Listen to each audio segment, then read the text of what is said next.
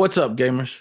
You're watching Retro Informer, and this is our episode 2. Today's episode will be about the beauty of emulation.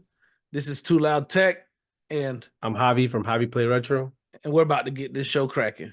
So, without further ado, Okay, guys, so this week in retro handheld news, we got the RGB20SX. This is like a revision to the RGB20S, a very popular retro handheld that came out last year, blew up on TikTok, made a lot of waves. There's a lot I'm not sure. like TikTok sellers promoting the crap out of the RGB20SX. It was pretty much Oh, like, I don't TikTok, so I don't yeah. really. I mean, I don't either, but I knew about it. And even in your YouTube shorts, you probably saw the RGB20SX. I mean, the 20S. Yeah, no Yeah, idea. shout out Retro Dodo. Just reading their article. They made a post about this and they shared some photos they found from an Instagram account called Retro Handheld Collection. You guys can go check them out if you want. But yeah, I wanted to touch on this. Our Pal Kitty's delivering again.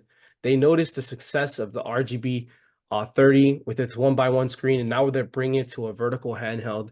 And here it is.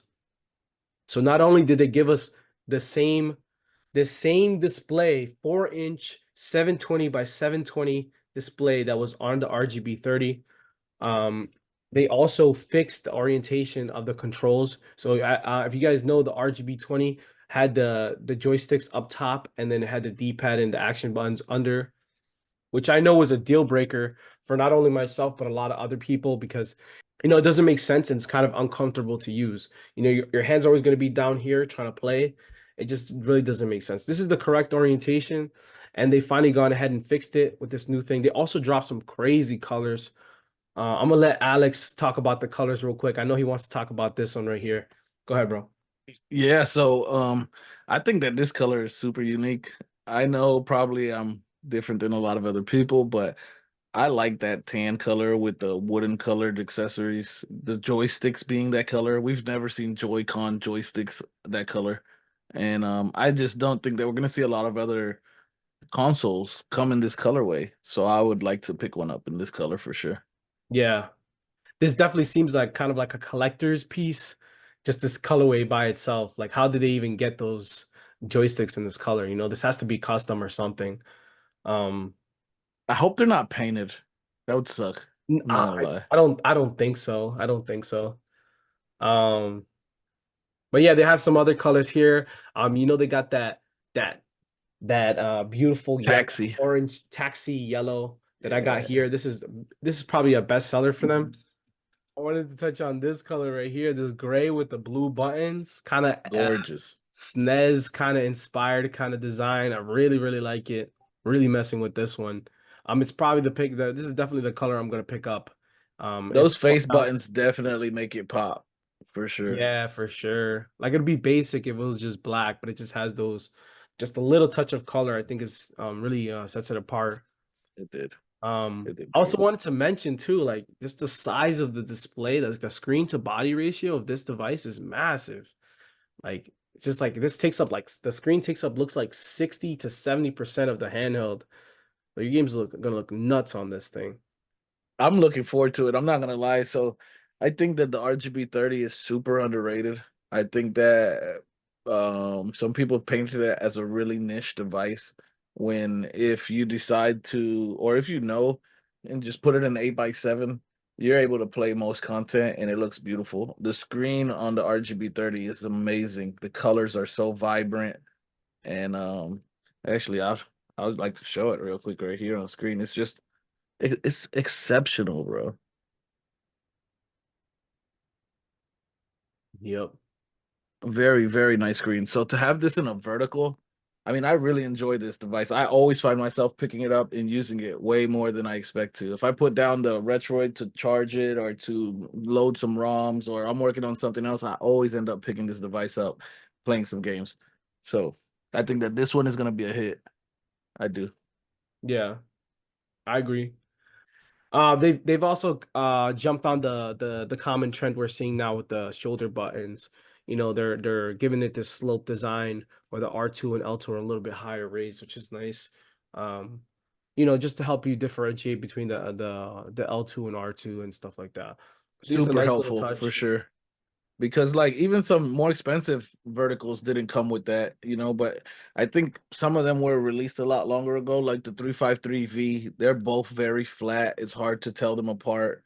And but you know, something like the R36S, it did come with the raised R2 and L2. Yeah. And I can tell you from using this device, it's so helpful just being able to differentiate the difference without having to look back here, actually just feeling the difference, not accidentally pressing the other one by mistake. It's Yeah. cool. I like that. That was Yeah. some forward thinking right there. It I definitely think it seems like happens to be something that people modify a lot too. So they probably noticed that. Like, yeah, hey man, people are modifying their triggers in order to get them to be raised for the L2 R2. So they just did it for us. So we don't have to even go in there and mess around with it. yeah, that's awesome. It sounds like Pal Kitty's listening to consumer base, and just giving people what they want. I know a lot of people asked for this. They wanted a one by one vertical handheld, and this is basically the second one on the market, not counting the the analog pocket. That's probably the only one um that's been a one by one display. And it seems like they're trying to stay true to the original RGB20 because they kept the button placement of the power and the reset and the volume rocker, which I kind of wish they would have swapped. Just because I believe most people are right-handed anyway, and I think most people would prefer it to be on the right-hand side. It's just a small gripe I have with this, but you know, I'm sure there's people who don't care about this, and I wanted to look up that processor because I was not familiar with an RK3356.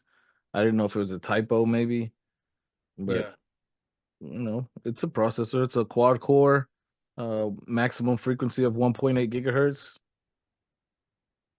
I don't have much data on it online, yeah, but it was released originally in 2021. okay. What's the power looking like on it compared to like a 3566? Is that in between a little bit more power or what? So a lot of these specs on screen, we can see what just the processor, 1 GB of RAM, the 4-inch 720 by 720 display, and a 41. Oh yeah, this is definitely a typo. It says 41,000 milliamp hour battery. That's definitely Ooh, that thing would last for days yeah, that's definitely a typo. Oh, for this may be, sure. but it also says it's not confirmed yet. So this does seem like some speculation for this handheld. You know, we only have some pictures right now, nothing confirmed, nothing out of a Palkitty directly confirming any of the stuff we're seeing right now. So that chipset has, for the most part, been the new one, the RK3356. It's been for the most part used in TV boxes, like Android TV boxes, Yeah. but it is newer than the 3566. The 3566 came out in quarter two of 2020, and the 3356 came out quarter one of 2021. They're both quad cores. They both reach 1.8 gigahertz. The difference here being that the 3356 cache memory is 4 times the size of the 3566 at 1 megabyte compared to 256 kilobytes. And the max memory capacity, which doesn't really matter because from these leak specs, is only 1 gigabyte for this device, but it can utilize up to 8 gigs, where the 3566 is capped at 4 gigs. I'm gonna be honest, I don't know what that means per performance wise, but I think we're just gonna have to see in person. You know, numbers are one thing, but actual real life performance is a different thing. And if I mean they're both clocking at the same rates, it's not a huge difference in that. And 1 gig of RAM is not too much. But I think that if they wanted to push this chip to get extra performance out of it, they could go ahead and make it a 2 gigabyte RAM model, and that would actually make some difference. yeah. I know a lot of people are asking for, a small and powerful handheld, and a lot of people are still waiting for that one device to kind of step out of the same stuff we've been seeing for a while. We're gonna move away from this RGB20SX, and we're gonna move over to another Powkitty device real quick. I'm just gonna quickly touch. Oh, not this one. Oh, Yeah, this device right here. They got the RGB10 Max 3. This was on pre-sale, and as of according to this, the pre-sale just ended yesterday, February 24th. Today is February 25th. And they were giving out pretty good discounts, $20 off. And it's retailing for 90, so you would get it for 70. I think at $70, this is a very good device. I didn't pre-order it myself, but we're gonna have a look at it here. I think I think it was a good deal at $69. Yeah, I don't at $89, I feel like it's a little underpowered. I feel like some of these manufacturers are getting a little bit out of their place with their pricing and they're starting to just see how much we're willing to pay, so they're going to take advantage of that. Because I honestly, with the performance of this device, I feel like this should be a $60 device, maximum 70, not $90. Also, I didn't like during the pre-sale, they limited you to only two of the color variations out of the six. I thought yeah, that wasn't these cool. two right here. Got the atomic blue and the this yellow we've been used to. Yeah, I wanted that bronze transparent. So maybe if they had allowed for all of the different color variations to be pre-saled, I may have ordered one because I am kind of attracted to that transparent orange they call it. To me, it's like a transparent bronze, but Yeah. I like that color a lot. I think Even though I do think it's gonna be weak sauce, bro. Yeah, so this thing has a what it is, a 3566. This is a chip that's been, ran through already, it's just already overdone. I wanted to touch real quick that the images on their website really don't do the device justice for how this actually looks in person. If you see this transparent blue like on videos, does not look anything like this. So these pictures are bad and like a misrepresentation of what it actually looks like. And like just talking about like the screen, right? The screen is nice. It's a 1280 by 720 display, so it's a little bit, on the higher end. Um, but it's like there's no power under the hood. It's like big and weak. And I think a lot of people, when they see a bigger device, they attribute large like size to power. A lot of people have seen the Steam Deck, the Odin, where everybody's accustomed to powerful. Big means powerful, and then when you get a big weak device, it just kind of throws people off. I think that I don't, how much RAM does this device have, first of all? Is it a 2 gig or 1 gig? We're looking at RAM right here, 1 GB. 1 gig. Yeah. I don't know. I think that, like you said, I totally agree with that. I think people, if they look at it, they see it's a big handheld. They assume that it's powerful. They assume that it should be able to run things that this device will not be running. I mean, even here when we see the emulators that they say that this device is compatible with, you Yeah. don't see PSP in that list. There's a reason for that.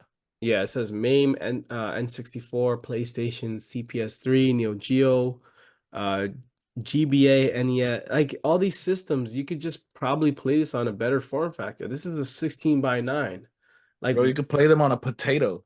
yeah, I Like, mean, you're gonna get this to what? Play Game Boy Advance? I mean, Game Boy Advance will look good on this, but for you're gonna play I'm Game gonna Boy. be honest, this thing is probably gonna stutter on some N64 games.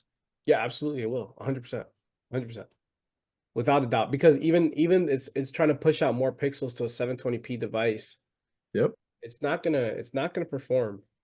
And then it's just like wasted potential. I know a lot of people, if this thing could have if this thing had the power to emulate PlayStation 2, like a larger percentage of the library, this would be a hit, but can't. It really can't.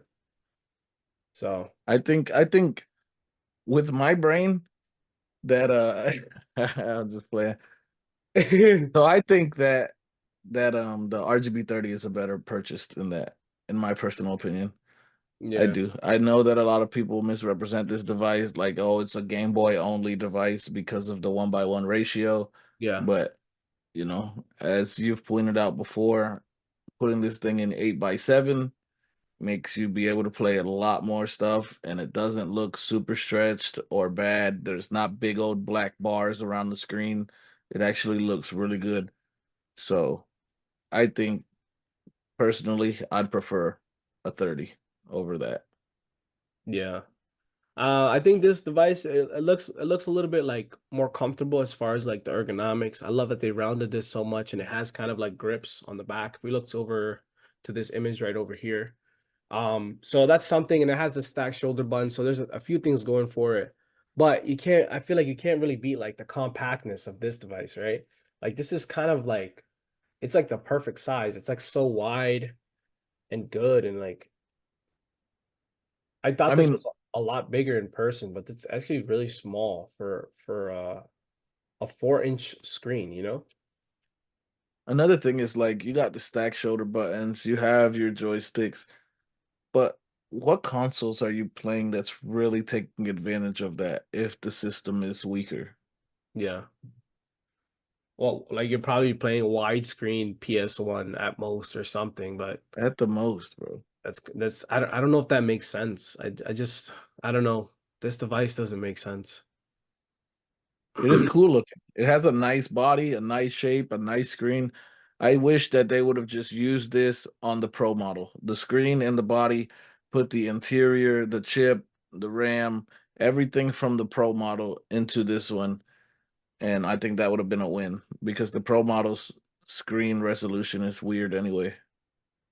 Yeah. Did you want me to oh, actually let me show you real quick. It's right here. This is the Pro model, RGB10 Max 3 Pro. We're having a look at first of all, let's look at the screen. Weird ass resolution.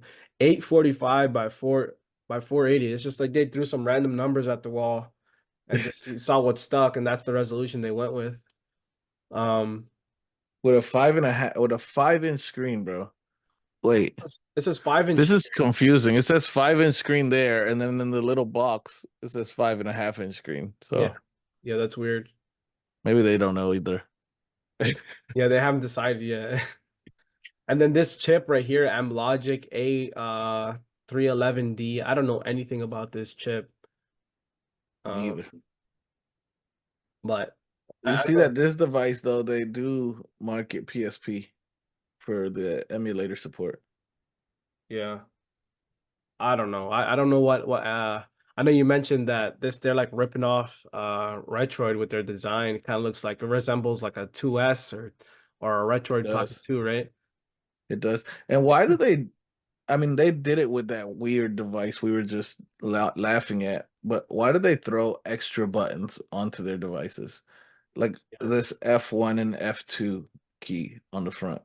Maybe they just wanted it to be like symmetrical, but I don't know. It's Bro, weird. they could have just moved the buttons out of the center, put those on the left, left the ones on the right, and called it a day. Just like any other device. Yeah, the whole design of this thing is kind of weird. Like they have Sometimes stack Pal Kitty shoulders. comes with a gem. Sometimes they come with some. And like this one, right? This one has the inline shoulders. It's not ergonomic whatsoever. Look at this. You see, like it's like flat back. Um, Exactly. and then On the more powerful Pro device. Pro device, and then it doesn't have stacked shoulder buttons. It's just weird. It has a lower resolution screen. I don't know what's anything pro about this. It doesn't make sense, you know? You know it's gonna be Pro. It's gonna be that 3rd-degree burn. It's gonna give you on your fingertips while you're holding Yeah, it. right here with this That's it. vent, like they just put that vent right where your fingers are gonna be. That's it. They didn't try to orientate it toward the center so it's further away from your hands. Anything. They're just like, who needs hands? Yeah. Let's make this uncomfortable to hold. Bro, and I didn't even realize the triggers were like that. That's crazy. Like, why would you go with that orientation on triggers on your pro model? Your Yeah. non-pro model has stacked triggers.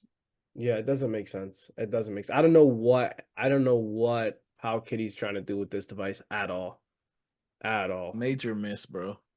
But yeah, I guess we gotta wait and see, right, when these things actually get released. Maybe we'll pick one up.